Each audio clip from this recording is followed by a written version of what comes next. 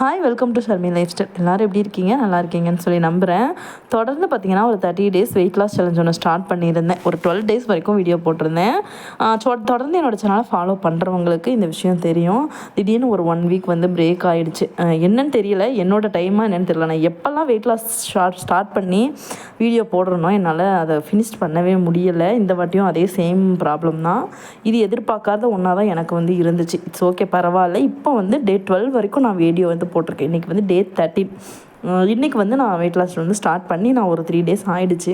Video எடுத்து வச்சுருந்தேன், but ஆனால் எனக்கு வந்து எடிட் பண்ணி போடுறதுக்கு டைம் இல்லாமல் இருந்தது. இன்றைக்கி 30 நம்ம கன்சல்ட் பண்ணிக்கலாம். இன்றைக்கி வெயிட் பார்த்திங்க அப்படின்னா 67.750. நான் இது வந்து 12th day ஊருக்கு போகும்போது என்னோடய வெயிட் வந்து பார்த்திங்கன்னா 67.750 வரைக்கும் இருந்துச்சு. இங்கே வரும்போது பார்த்திங்க அப்படின்னா 68.600 வரைக்கும் வெயிட் கூடிருச்சு. இன்றைக்கி காலையில் நான் வெயிட் இன்னும் செக் பண்ணலை. இது வந்து நான் 12th டேவோட வெயிட் தான் வந்து உங்களுக்கு இதில் கொடுத்துருக்கேன். பார்த்திங்க அப்படின்னா 68 வரைக்கும் 600 வரைக்கும் வந்துட்டேன்.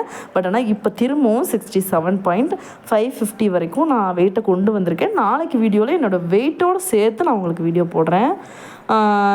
ஒரு 2 days 3 days டயட் இருந்தப்போ ஆட்டோமேட்டிக்காக ஒரு நம்ம கூடின அந்த 1-2 kg வந்து டக்குன்னு குறைஞ்சிரும். ஏன்னா நம்மளுக்கு ஒரு 2-3 days கூடின வெயிட்டு தானே, அதனால் ஒரு பிரச்சனையும் இல்லை. காலையில் பிரேக்ஃபாஸ்ட்டுக்கு 2 கோதுமை தோசையும் பச்சைப்பயிறு குழம்பும் வந்து எடுத்துக்கிட்டேன். சாப்பிட்றத பொறுத்த வரைக்கும் பார்த்திங்கன்னா எடுத்த உடனே ரொம்ப ஸ்ட்ரிக்டாக இல்லாமல் நல்லா சாப்பிட்டுட்டு வந்திருக்கோம் இல்லையா 4 நாள் ஊரில், அதனால் லைட்டாக அப்படி ஸ்டார்ட் பண்ணேன். 2 கோதுமை தோசை பச்சைப்பயிறு குழம்பா. டின்னர் லஞ்சுக்கு வந்து பார்த்திங்கன்னா 2 முட்டை வச்சு ஆம்லேட் போட்டுக்கிட்டேன். சாதம், அதுக்கப்புறம் வந்து ரசம். ரசம் வந்து எனக்கு ரொம்ப பிடிக்கும். சாதத்தை பார்த்திங்கனாலே தெரியும், ரொம்ப அதிகமான குவான்டிட்டியில் தான் எடுத்திருந்தேன். ஏன்னா வந்த உடனே நம்மளால் உடனே டக்குன்னு திரும்ப பழைய நிலைமைக்கு வாயை வந்து கட்டுப்படுத்துறது அவ்வளோ சாதாரண விஷயம் கிடையவே கிடையாது. என்னால் வந்து கண்டிப்பாக அது முடியாது. எல்லாராலையும் முடியுமான்னு எனக்கு தெரியாது. லஞ்சை வந்து சூப்பராக ஃபினிஷ் பண்ணதுக்கப்புறமா வந்து பார்த்திங்கன்னா டின்னருக்கும் சேம் வந்து சப்பாத்தி, அதாவது முட்டை சப்பாத்தி எடுத்துக்கிட்டேன். முட்டையை பொறுத்த வரைக்கும் பார்த்திங்க அப்படின்னா ஒயிட் வந்து எவ்வளோ ஒரு 3 egg வரைக்கும் ஒயிட் எடுத்துக்கோங்க. எல்லோ வந்து 1 தான் எடுக்கணும், அதுக்கு மேலே எடுக்கக்கூடாது. நம்ம வந்து முட்டை ப்ரோட்டீன்றதுக்காக இஷ்டத்துக்கு சாப்பிட்டோம் அப்படின்னாலும் வெயிட் வந்து அவ்வளோ சீக்கிரம் நம்மளுக்கு குறையாது. ஒரு முட்டை சப்பாத்தி எடுத்துக்கிட்டேன்.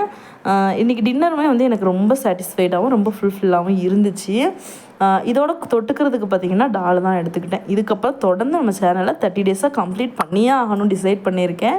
அதனால் இதை பார்க்குறவங்க கம்மியாக இருந்தாலுமே எனக்கு ஒருத்தர் பார்த்தாலுமே எனக்கு ரொம்ப சந்தோஷம்தான். இதை வந்து பெரிய எதிர்பார்ப்போடு நான் போடலை. இது எனக்கு ஒரு மோட்டிவேஷனாக இருக்கும் அப்படின்றதுனால போட்டேன். இதை பார்த்து யாராவது ஒருத்தர் மோட்டிவேஷன் ஆனாலும் எனக்கு சந்தோஷம்தான். நாளைக்கு இன்னும் டீட்டெயிலாகவும் க்ளீனாகவும் வீடியோ போட ட்ரை பண்ணுறேன். நாளைக்கு வந்து டே 14 பார்ப்போம். வெயிட்டோடு சேர்த்து வீடியோ போடுறேன். சப்ஸ்கிரைப் பண்ணி வச்சுக்கோங்க. தொடர்ந்து ஃபாலோ பண்ணுங்கள். பாய்.